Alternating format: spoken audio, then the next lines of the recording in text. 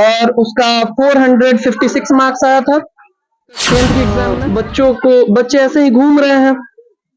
गरीब परिवार के बच्चे, कुछ पेरेंट्स ऐसे होते हैं जो कि अपने बच्चों पे उतना अधिक इन्वेस्ट कर सकते हैं, कुछ ऐसे भी होते हैं जो नहीं कर सकते हैं।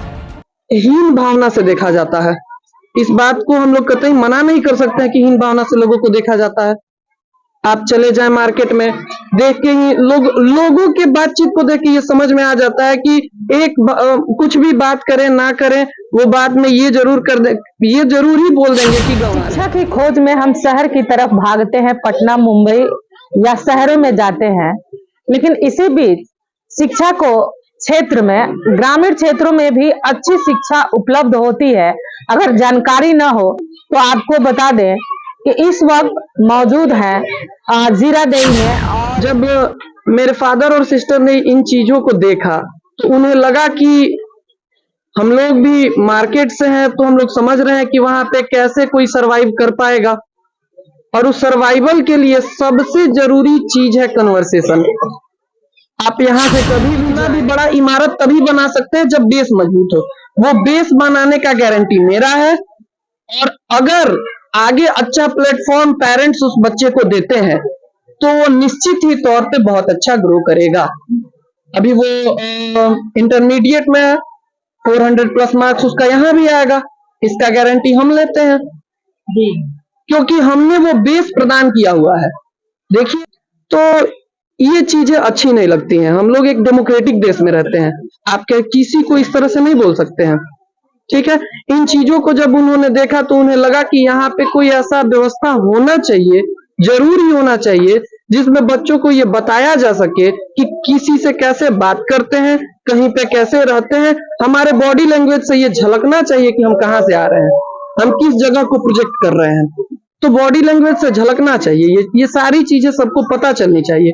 तो उन्होंने सोचा कि यहाँ पे एक छोटा सा व्यवस्था अपना बनाया जाए ताकि यहाँ के बच्चों को भी एक मेंटोरशिप मिले, उनको एक उचित रास्ता मिले कि हम किधर जाएं। हालांकि हम लोगों को, जहां आप शहर में देख लीजिए तो वहां लोग बताने वाले हैं कि आपको ये करना चाहिए। हमें भी ये लगा कि यहाँ भी एक बेस बच्चों को प्रदान किया जाए, जिसके बाद उन्हें कम से कम ये तो पता चल जाएगा कि आगे मेरे को क्या करना है। तो ये सारी चीजें देख के मेरे फादर और मेरे सिस्टर ने यहाँ पे एक विद्यालय को स्टेबलाइज किया, जिसको अभी मैं भी उन्हीं के नक्शे कदम पे चलते हुए आगे की तरफ बढ़ाने का अपना भरसक प्रयास कर रहा हूँ। कब खुला था सर ये स्कूल खुला 2013 में। 2013 में इसका नींव किसने रखा? मेरे फादर ने रखा और मेरी बहन ने।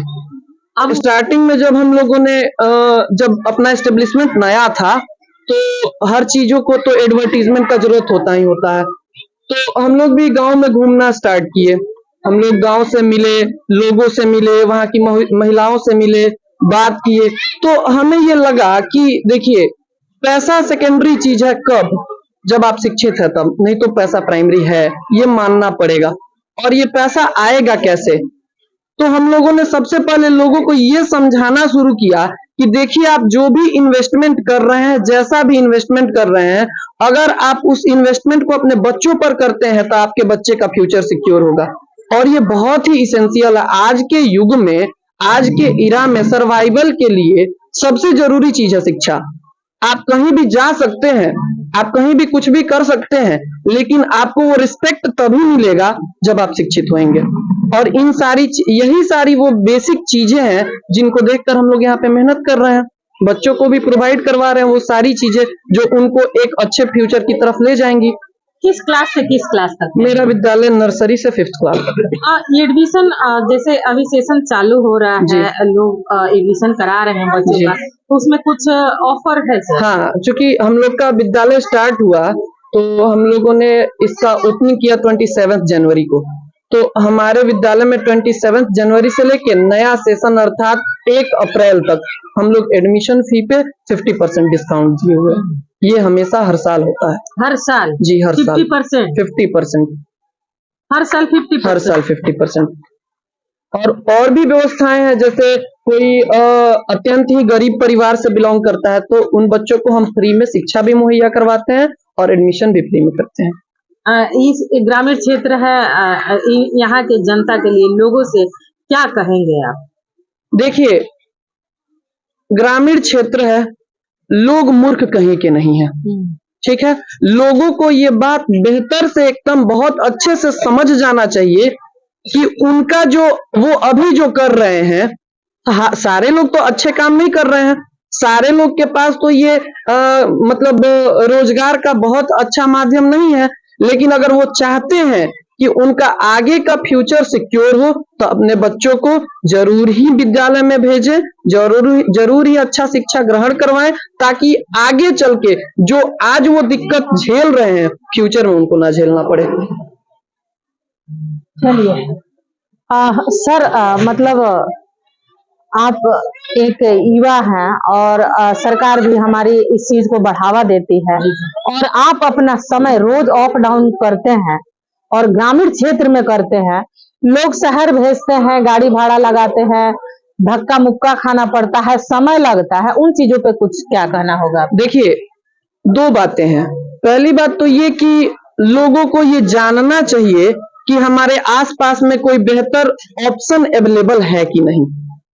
ठीक है, अगर उन्हें ये पता होगा कि हमारे पास अच्छा ऑप्शन अवेलेबल है तो वो जरूर ही अपने बच्चों को हमारे यहाँ भेजेंगे। आप बगल में यहीं साउथ साइड में एक गांव है, जिस गांव का नाम है पिपरहिया, हमारे यहाँ से लगभग 1.5-2 किलोमीटर दूर पड़ता है। काफी अच्छे अच्छे घर के बच्चे आते हैं जो पहले किन्हीं बड़े बड़े विद्यालयों में पढ़ते थे। हमारे यहाँ के छोटे छोटे बच्चे से जब उन लोगों वे लोग बात करते हैं तो उन्हें ऐसा लगता है कि अंतर तो साफ दिख रहा है।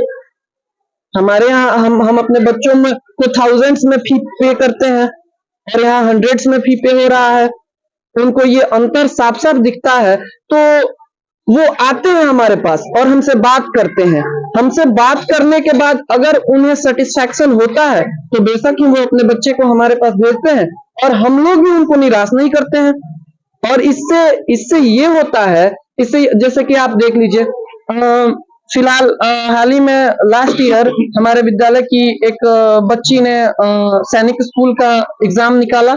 अभी सैनिक स्कूल वो जो हथुआ में वहां पे पढ़ती है, 7th क्लास में। मेरे स्कूल की बच्ची लास्ट ईयर 10th के एग्जाम में हमारे विद्यालय की बच्ची हमारे यहाँ से 5th क्लास पढ़ के वो निकली थी। क्या नाम बताइए स्कूल? जी, TM विनायक पब्लिक स्कूल, त्रिवेणी मिश्र विनायक पब्लिक स्कूल।